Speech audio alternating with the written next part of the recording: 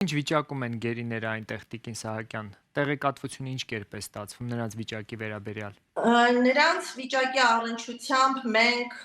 օբյեկտիվ անկախ տեղեկատվական աղբյուր չունենք եւ մենք չունենք ստուգելի, վստահելի, արժանահավատ տեղեկություն նրանց պայմանների վերաբերյալ։ Մեզ հաջողվել է հատվածական տեղեկություններ ստանալ ընտանիքների հետ հեռախոսազրույցների արդյունքում, բնականաբար դժգոհում են առողջական խնդիրներից, նաև բուժ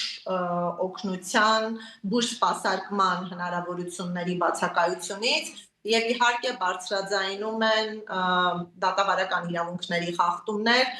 թեև ադրբեջանական դատարանները 2026 թվականի փետրվարին հրապարակայնացրեցին դատավճիռներ 16 հայերի առնչությամբ, այդ թվում 8 ղեկավարների, սակայն առ այսօր հրաժարվում են այդ դատավճիռները տրամադրել